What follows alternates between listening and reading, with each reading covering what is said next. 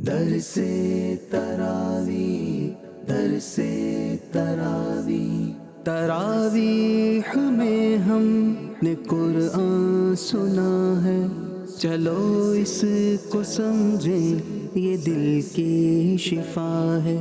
الحمد للہ رب العالمین والصلاة والسلام على سید الانبیاء والمرسلین، اما بعد فاعوذ باللہ من الشیطان الرجیم، بسم اللہ الرحمن الرحیم۔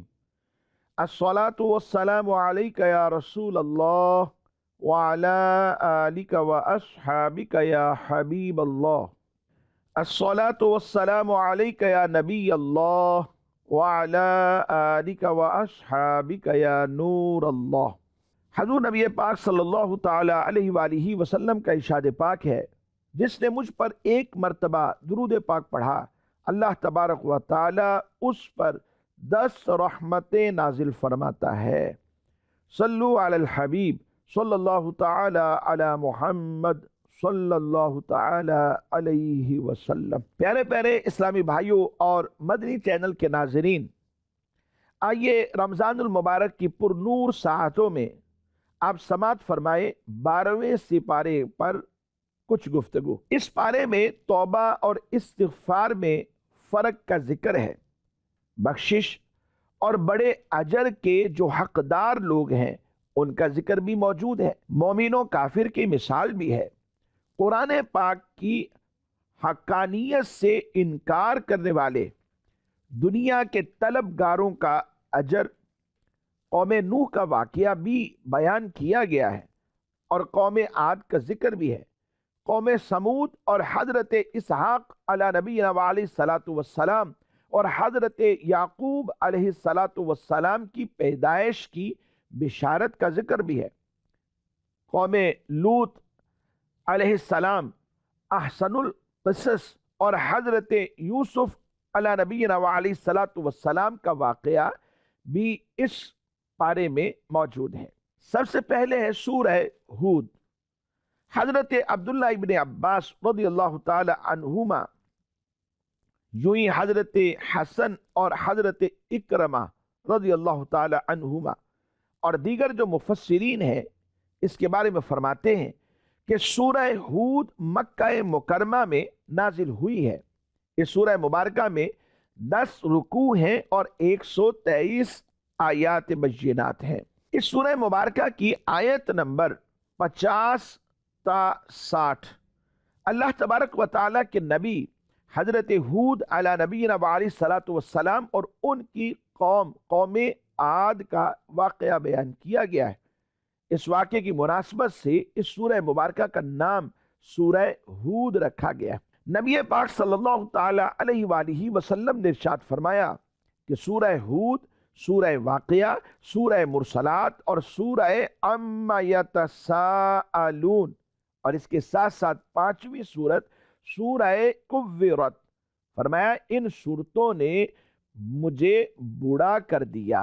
حضرت مفتی احمد یار خان نعیمی رحمۃ اللہ تعالی علیہ فرماتے ہیں ان صورتوں میں عذاب الہی کا ذکر ہے جن سے مجھے اپنی امت کی فکر ہے۔ توبہ استغفار میں فرق بھی بیان کیا گیا۔ استغفار کرنے کے بعد توبہ کرنے کا حکم ارشاد فرمایا، یعنی پہلے استغفار پھر اس کے بعد توبہ۔ اس سے معلوم یہ ہوا کہ توبہ اور استغفار ان دونوں میں بالکل فرق ہے۔ جو گناہ ہو چکے ہیں ان سے معافی مانگنا یہ استغفار ہے، اور پچھلے گناہوں پر شرمندگی کا اور ندامت کا جو اظہار ہے، یعنی شرمندگی کا اظہار کر کے آئندہ ان گناہوں سے رک جانا اور عہد کر لینا کہ میں آئندہ یہ گناہ نہیں کروں گا، فرمایا یہ توبہ ہے۔ اللہ تبارک و تعالی ارشاد فرماتا ہے وَأَنِ اسْتَغْفِرُوا رَبَّكُمْ ثُمَّ تُوبُوا إِلَيْهِ يُمَتِّعْكُمْ مَتَاعًا حَسَنًا إِلَىٰ أَجَلٍ مُّسَمًّى وَيُؤْتِ كُلَّ ذِي فَضْلٍ فَضْلَهُ، اور یہ کہ اپنے رب سے معافی مانگو پھر اس کی طرف توبہ کرو، پہلے معافی پھر توبہ، تو وہ تمہیں ایک مقررہ مدت تک بہت اچھا فائدہ دے گا، اور ہر فضیلت والے کو اپنا فضل عطا فرمائے گا۔ سورہ ہود کی ابتدا 11ویں پارے کے آخر سے ہوتی ہے۔ اس کا مرکزی مضمون جو ہے وہ رسالت پر مشتمل ہے۔ شروع میں اللہ تبارک و تعالی نے فرمایا کہ زمین پر چلنے والے ہر جاندار کا جو رزق ہے وہ اللہ تبارک و تعالی کے ذمہ کرم پر ہے۔ چنانچہ آیت نمبر 6 میں ارشاد فرمایا وَمَا مِن دَابَّةٍ فِي الْأَرْضِ إِلَّا عَلَى اللَّهِ رِزْقُهَا وَيَعْلَمُ مُسْتَقَرَّهَا وَمُسْتَوْدَعَهَا كُلٌّ فِي كِتَابٍ مُبِينٍ، اور زمین پر چلنے والا کوئی جاندار ایسا نہیں جس کا رزق اللہ تبارک و تعالی کے ذمہ کرم پر نہ ہو، اور وہ ہر ایک کے ٹھکانے اور سپرد کیے جانے کی جگہ کو جانتا ہے۔ سب کچھ ایک صاف کتاب جو بیان کرنے والی ہے اس میں موجود ہے۔ انسان کی خود غرضی کو بھی بیان کیا گیا کہ اگر ہم انسان کو اپنی کسی رحمت کا مزہ چکھائیں اور صحت، امن، وسعت رزق اور دولت اسے عطا کر دیں اور اسے کشادگی مل جائے، پھر اس کے بعد یہ سب اس سے چھین لیں اور اسے مصائب میں مبتلا کر دیں، تو بے شک وہ دوبارہ اس نعمت کو پانے سے مایوس ہو جاتا ہے اور اللہ تبارک و تعالیٰ کے فضل سے اپنی امید کو ختم کر لیتا ہے، صبر و رضا پر ثابت قدم نہیں رہتا اور گزشتہ نعمتیں جو ہیں ان کی ناشکری کرنے لگتا ہے۔ اسی طرح اگر مصیبت کے بعد کوئی نعمت اسے ملے تو انسان تکبر میں آ جاتا ہے، البتہ جو شخص ہر حال میں صبر اور شکر کرنے والا، نیک اعمال کو بجا لانے والا ہوتا ہے، ان کے لیے بخشش ہے اور ان کے لیے بڑا اجر بھی ہے۔ پتہ چلا کہ انسان کو نا امید نہیں ہو جانا چاہیے۔ نعمتیں ملی پھر اس سے چلی جائیں تو اسے نا امید نہیں ہونا چاہیے، بلکہ صبر کرے، اللہ تبارک و تعالیٰ کی بارگاہ میں صابر و شاکر رہے گا تو پھر اسے اجر بھی عطا کیا جائے گا، اللہ تبارک و تعالیٰ کی بارگاہ سے اسے بخشش بھی عطا کی جائے گی۔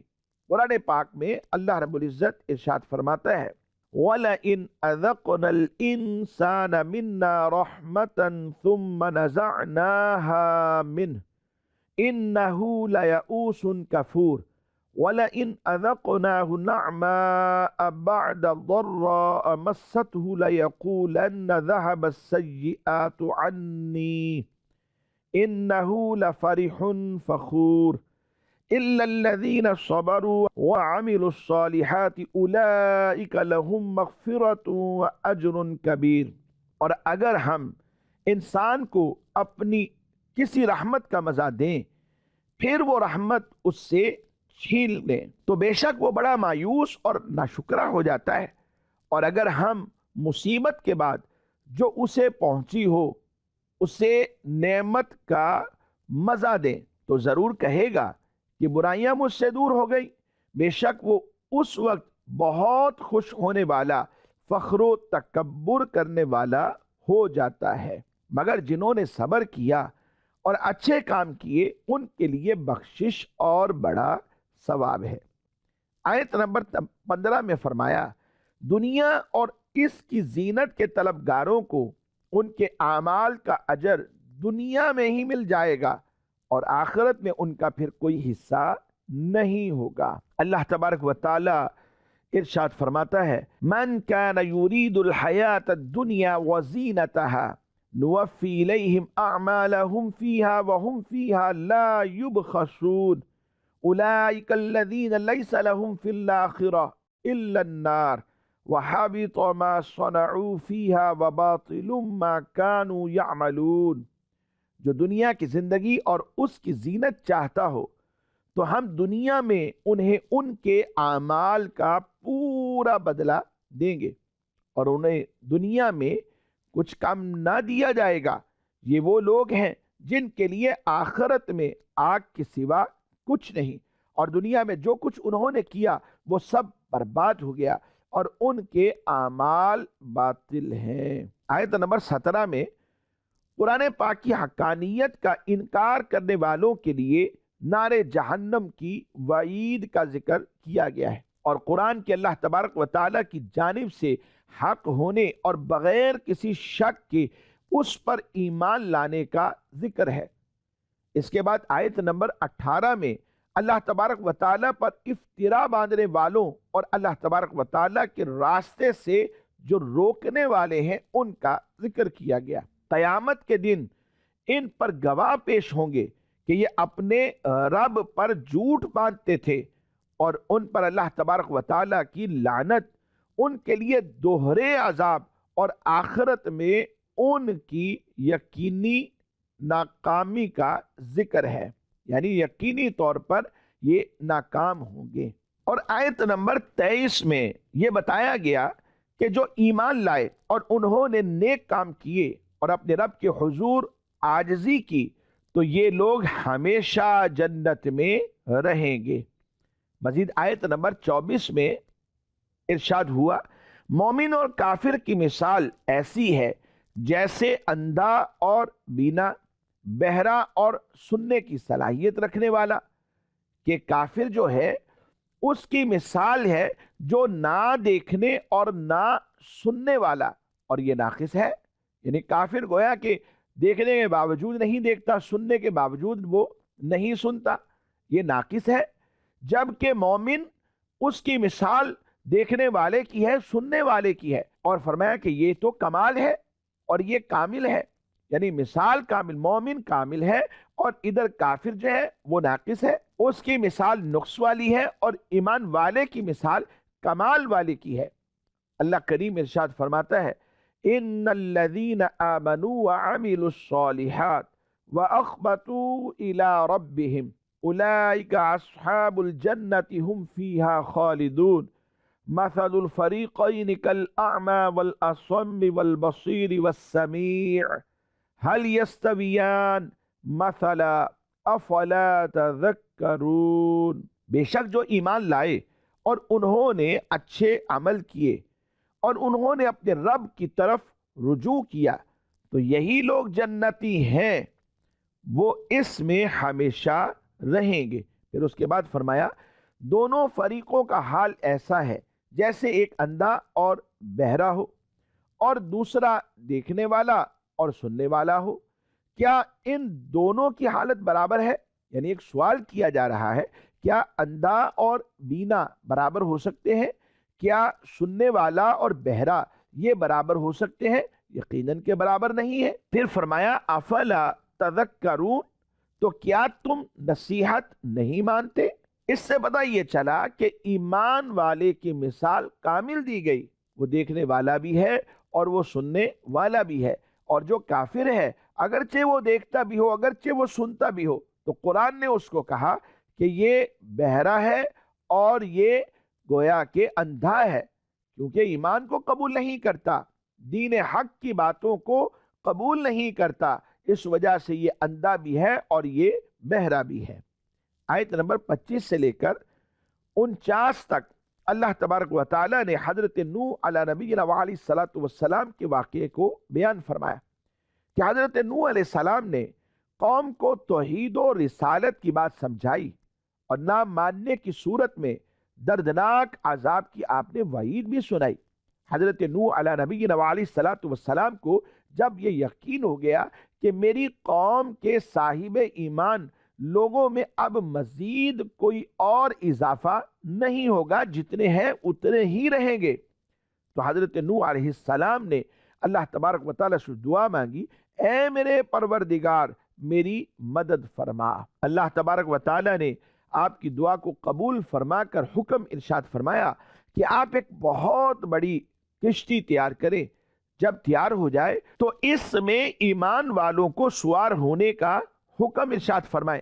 جب حضرت نوح علیہ السلام کشتی بنا چکے تو اللہ تبارک و تعالیٰ نے آسمانوں سے پانی کو نازل کر دیا اور زمین کو بھی پانی کو ابلنے کا حکم دے دیا۔ آسمان اور زمین سے آنے والے پانی نے کفار کو نیست و نابود کر کے رکھ دیا، یہاں تک کہ جو نوح علیہ السلام کا کافر اور نافرمان بیٹا تھا وہ بھی طوفان میں غرق ہو گیا۔ پھر اللہ تبارک و تعالیٰ نے حکم ارشاد فرمایا کہ اے زمین اپنا پانی نگل لے، اور اے آسمان تو تھم جا۔ چنانچہ پانی خشک ہو گیا کیونکہ یہ اللہ کے حکم کے تابع ہے، اور کشتی جو تھی وہ جودی پہاڑ پر آ کر ٹھہر گئی۔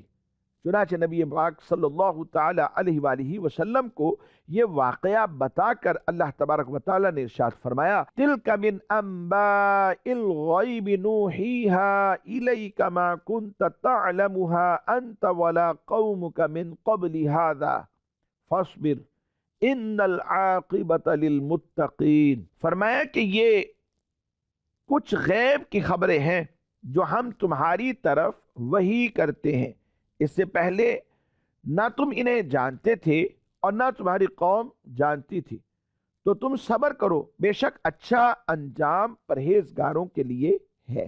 آیت نمبر 50 سے لے کر آیت نمبر 60 تک اللہ تبارک و تعالیٰ نے قوم عاد کا ذکر کیا، جو خود کو اپنے دور کی طاقتور قوم تصور کیا کرتی تھی۔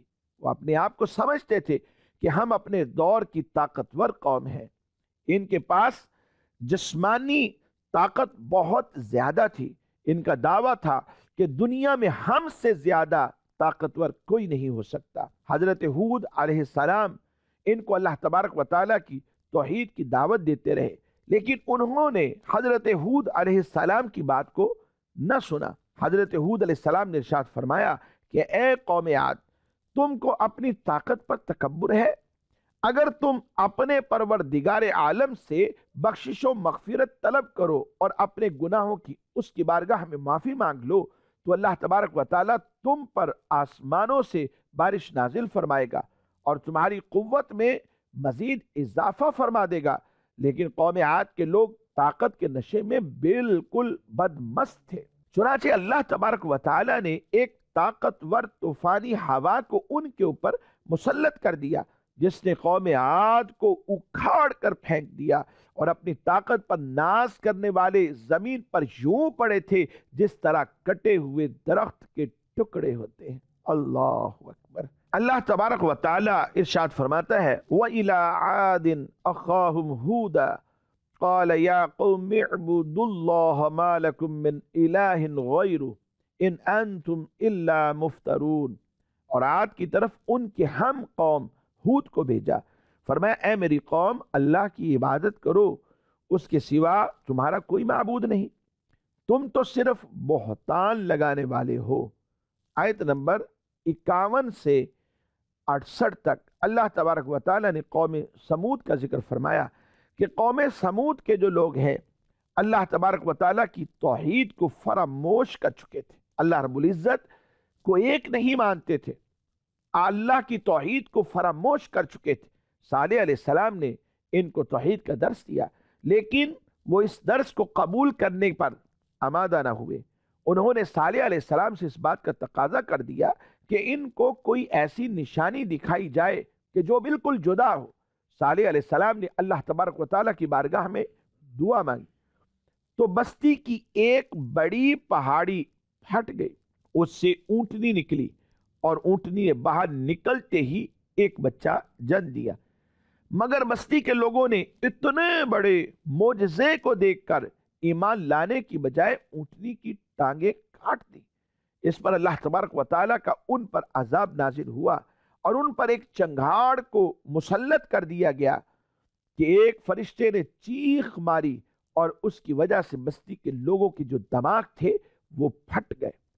اس کے ساتھ ساتھ مدنی چینل کے ناظرین، حضرت اسحاق اور یعقوب علیہ السلام کی پیدائش کی بشارت کا ذکر بھی اسی پارے میں موجود ہے۔ اور بے شک ہمارے فرشتے ابراہیم کے پاس خوشخبری لے کر آئے، انہوں نے سلام کہا تو ابراہیم علیہ السلام نے سلام کہا، پھر تھوڑی ہی دیر میں ایک بنا ہوا بچڑا لے آئے۔ آیت نمبر 69 سے 76 تک اللہ تبارک و تعالیٰ نے حضرت ابراہیم علیہ نبینا علیہ الصلوۃ والسلام اور فرشتوں کے واقعہ کو بیان فرمایا کہ سادہ روح نوجوانوں کی حسین شکلوں میں فرشتے حضرت ابراہیم خلیل اللہ علیہ نبینا علیہ الصلوۃ والسلام کے پاس آئے، اور حضرت اسحاق اور حضرت یعقوب علیہم السلام کی پیدائش کی خوشخبری لے کر آئے تھے، انہیں آ کر خوشخبری دی۔ فرشتوں نے سلام کہا تو حضرت ابراہیم علیہ السلام نے بھی جواب میں فرشتوں کو سلام کہا۔ پھر تھوڑی ہی دیر میں حضرت ابراہیم علیہ السلام چونکہ مہمان نواز تھے، آپ گئے، ایک بچڑا لیا، اسے ذبح کیا، بھون کر ان کے سامنے لا کر رکھ دیا۔ ابراہیم علیہ السلام نے دیکھا کہ مہمانوں کے ہاتھ بچڑے کے بھنے ہوئے گوشت کی طرف بڑھ نہیں رہے، تو کھانا نہ کھانے کی وجہ سے حضرت ابراہیم خلیل اللہ علیہ نبینا علیہ الصلوۃ والسلام کو ان سے وحشت ہوئی اور دل میں ان کی طرف سے خوف محسوس کیا کہ کہیں یہ کوئی نقصان نہ پہنچا دے۔ فرشتوں نے جب حضرت ابراہیم علیہ السلام پر خوف کے آثار دیکھے تو انہوں نے کہا آپ ڈرے نہ، کیونکہ ہم فرشتے ہیں اور حضرت لوط علیہ السلام کی قوم پر عذاب نازل کرنے کے لیے بھیجے گئے، اور فرشتے ہونے کی وجہ سے ہم کھانا نہیں کھا رہے۔ حضرت لوط علیہ السلام کی قوم پر عذاب نازل کرنے کے لیے بھیجے گئے ہیں، اور ہم آپ کو اولاد کی خوشخبری بھی دینے آئے ہیں۔ اللہ پاک آپ کو اسحاق علیہ السلام نامی بیٹا عطا فرمائے گا، اور یعقوب علیہ السلام یہ آپ کے پوتے ہوں گے۔ تو حضرت ابراہیم خلیل اللہ علی نبینا علیہ الصلوۃ والسلام کی زوجہ محترمہ چونکہ وہیں پر کھڑی ہوئی تھی، عورتوں کے انداز گفتگو میں اپنے چہرے پر ہاتھ مارتے ہوئے کہنے لگی کہ میرے اندر تو بظاہر اولاد ہونے کے کوئی امکانات موجود نہیں۔ حضرت ابراہیم علیہ السلام بھی بڑی عمر کے ہو چکے ہیں، ہمارے یہاں کیسے اولاد ہو سکتی ہے؟ تو فرشتوں نے کہا اس میں تعجب حیرانگی کی کوئی بات نہیں ہے، اللہ پاک آپ کے گھرانے پر اپنی رحمتیں اور برکتیں عطا کرنے کا ارادہ فرماتا ہے، اور وہ ہر چیز پر قادر ہے۔ یہاں ناظرین ایک بات ذہن میں رکھیے، ان کا یہ اعتراض اللہ تبارک و تعالی کی رحمت سے مایوسی نہیں تھی، بلکہ بطور تعجب تھا۔ اس کے ساتھ ساتھ آیت نمبر 77 میں اللہ تبارک و تعالی نے قوم عاد کا ذکر فرمایا۔ اس کے بعد ہے سورہ یوسف۔ اس سورہ مبارکہ میں 12 رکوع اور 111 آیات بینات ہیں۔ اس سورہ مبارکہ میں اللہ تبارک و تعالیٰ کے نبی حضرت یوسف علیہ نبینا علیہ الصلوۃ والسلام کے حالات زندگی اور ان کی سیرت مبارکہ کو تفصیل کے ساتھ بیان کیا گیا ہے۔ اسی مناسبت سے سورہ مبارکہ کا نام سورہ یوسف رکھا گیا ہے۔ حضرت یوسف علیہ السلام حضرت یعقوب علیہ السلام کے بیٹے تھے۔ مدنی چینل کے ناظرین، ہمارے آج کے اس پروگرام کا وقت اختتام کو پہنچا، ہم آپ سے اجازت چاہتے ہیں۔ اللہ تبارک و تعالیٰ سے رمضان المبارک کی ان پر نور ساعتوں میں دعا گو بھی ہیں، مالک کریم اس ماہ محترم کی برکتیں اور آج کے اس درس تراویح کی برکتیں ہم سب کو نصیب فرمائے، آمین بجاہ النبی الامین صلی اللہ تعالی علیہ وآلہ واصحابہ وبارک وسلم۔ درس تراویح، درس تراویح، تراویح میں ہم نے قرآن سنا ہے، چلو اس کو سمجھیں یہ دل کی شفا ہے۔